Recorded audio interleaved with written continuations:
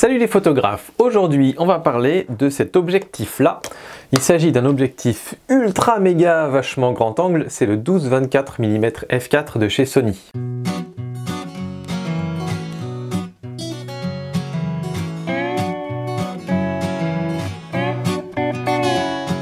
Donc Sony me l'a envoyé en même temps que le Alpha 7 R3 pour pouvoir faire mes tests, enfin c'est ce que je leur avais demandé, je voulais le tester et pouvoir le comparer avec le 16-35 f4 que m'avait prêté Patrick. Et on a donc un angle ultra méga grand parce que 12 mm sur un plein format, c'est vraiment extrêmement large. C'est comme si vous montiez sur un APS-C un objectif de 7-8 mm à peu près. Donc c'est vraiment très large. Alors les premières impressions, elles sont bonnes, on est sur un bel objectif qui est cependant en plastique. On a alors la bague de mise au point qui est très douce. La bague de zoom, je vous laisse écouter. Elle fait pas un bruit très agréable, on entend le petit frottement. Et puis en butée, c'est un peu plastique quoi. Et c'est vrai que sur un objectif qui coûte ce prix-là, parce qu'il coûte quand même relativement cher, je suis un petit peu déçu quand même par la qualité de fabrication, je vous avoue. Après c'est vrai que chez Sony, ils aiment bien différencier leur gamme, donc là c'est la gamme G, il y a la gamme GM, G Master qui est beaucoup plus cher encore. Mais bon, je trouve que quand on est dans ces gammes de prix-là, on est quand même en droit d'attendre un objectif métal. Ensuite, on a ici une optique donc, qui est très large avec un pare-soleil intégré qu'on ne peut pas enlever et on ne peut pas mettre de filtre dessus non plus. Enfin, on verra, on y reviendra un petit peu plus tard sur la question des filtres. Et on a à l'arrière une bague en métal, donc ça c'est tout ce qu'il y a de plus standard. On a aussi donc un petit bouton autofocus, focus manuel qui lui est très qualitatif, pas de souci. Et puis le fameux petit bouton ici qu'on a sur beaucoup d'optiques Sony qui peut être programmé dans le boîtier, ce qui est assez pratique selon ce que vous voulez faire avec. Alors sur un objectif de paysage, je vois pas forcément l'usage direct. Peut-être qu'on pourrait assigner par exemple le crop mode, c'est-à-dire pour pouvoir zoomer à x1,5 dans son image éventuellement. Après c'est vrai que c'est, je pense, beaucoup plus utile pour les objectifs qui permettent de faire du portrait, pour par exemple faire la mise au point sur l'œil ou des choses comme ça. Alors en termes de caractéristiques, là aussi ça va aller relativement vite. On a une plage focale qui est relativement sympa parce qu'on commence à 12 mm qui est vraiment très large, qui permet de faire des choses super créatives, et on va jusqu'à 24 où on commence à arriver dans des focales standards, on va dire, qui permet de plus avoir trop de distorsion.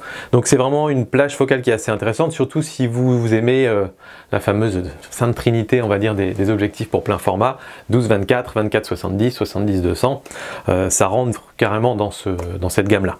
Après, on a une ouverture constante à f4, ce que je trouve intéressant, c'est-à-dire que c'est un parti pris, ils ont fait volontairement ce choix-là pour qu'on ait un objectif qui soit pas trop encombrant et pas trop lourd. Et moi, personnellement, j'aime bien. Pour aller se balader, c'est plutôt pratique. Si on avait un f2.8, on aurait un truc beaucoup plus gros, beaucoup plus lourd.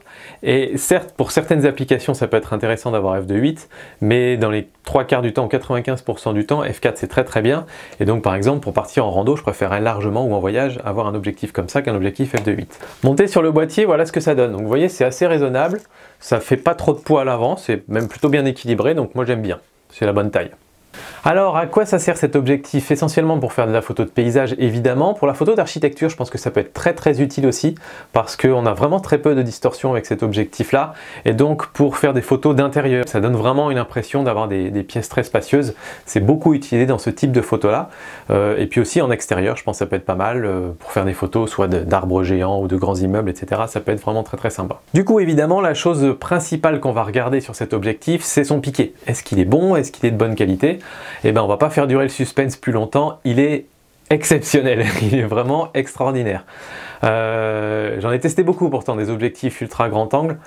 Là le piqué il est vraiment très bon, très contrasté aussi, au centre de l'image jusque sur les bords. Même au bout du bout, sur le petit dixième, la petite bande tout autour, c'est si difficile sur ces objectifs ultra grand angle d'avoir une image propre. Là, à quelques focales, c'est un tout petit peu plus mou, mais c'est un tout petit peu plus mou dans le sens où ça correspond à peu près à ce qu'on aurait sur un objectif normal au centre, quoi. Donc ça reste excellent. Et voilà, c'est vraiment un objectif qui cartonne dans ce domaine-là. Moi, j'étais vraiment étonné parce qu'un 12 mm, je m'attendais quand même à ce que ce soit... Enfin voilà, il y a des grosses lentilles bien bombées, donc a priori c'est difficile d'avoir des belles définitions sur les angles, et là c'est pas le cas, c'est vraiment assez impressionnant quoi. Donc même par rapport au 16-35 f4, celui-ci est bien supérieur, enfin quand je dis bien supérieur, au centre c'est pareil, c'est aussi qualitatif, sur les bords il est un petit peu meilleur, mais ça fait une réelle différence, ça se voit en tout cas. Ensuite j'ai testé le flair, alors il est très bien contenu et très minimal, il y a vraiment quelques petits points en dessous. Et puis il y a un léger arc-en-ciel dans le coin en bas à gauche. Je pense que sur la plupart des photos ça se verrait pas, voilà, mais il faut savoir que ça peut être présent en tout cas. Et puis j'ai testé aussi le Sunburst, donc vous savez ce soleil en étoile qu'on peut avoir quand on fait une petite ouverture, et il est très joli aussi. Là on a voilà, une belle étoile bien régulière, pas énormément de branches dessus, mais pour moi c'est très satisfaisant, donc pas de souci de ce côté là non plus.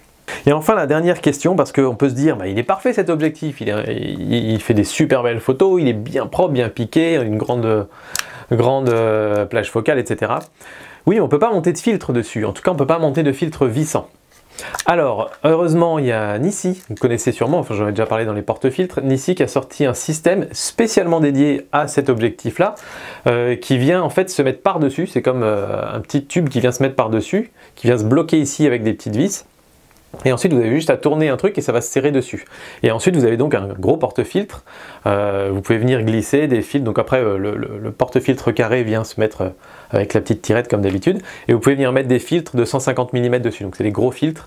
Donc voilà, ça a l'avantage d'exister, c'est chouette de savoir qu'il existe un porte-filtre pour cet objectif-là.